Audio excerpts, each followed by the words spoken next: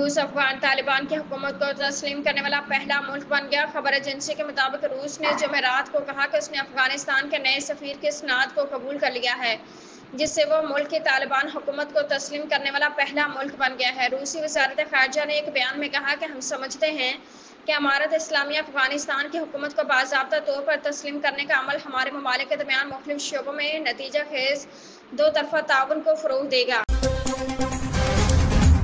कराची में आज भी मतला अबर आलूद होने से मौसम खुशगवार है, जबकि शहर में वक्फे वक्फे से बूंदाबांदी का सिलसिला जारी है। महकमे मौसमियात के मुताबिक मानसून हवाएं सिंध के जनूब मशरकी इलाकों में दाखिल हो चुकी हैं। थर पारकर, नंगर पारकर, मठी और मलहका इलाकों में 5 जुलाई तक बारिश हो सकती है। महकमे मौसमियात का कहना है कि कराची में इस दौरान हल्की बारिश और बूंदाबांदी का इम्कान रहेगा, जबकि 8 से 11 जुलाई के दौरान कराची में शिद्दत की बारिश हो सकती है।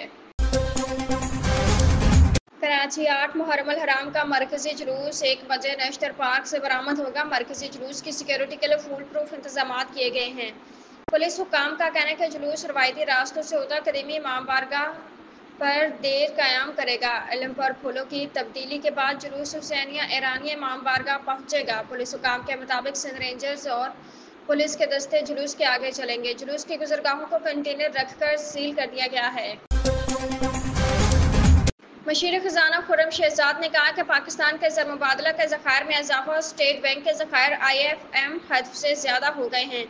माली साल 2024-25 के अख्ताम पर मशीर खजाना खुर्रम शहजाद ने पाकिस्तान के ज़र मुबादला के ज़खायर के हवाले से अदाद शुमार पेश करते हुए कहा है कि 30 जून तक पाकिस्तान के ज़र मुबादला के ज़खायर 14 अरब 50 करोड़ डॉलर से तजावज़ कर गए हैं और स्टेट बैंक के ज़खायर IMF के हद से भी ज़ायद हो गए हैं।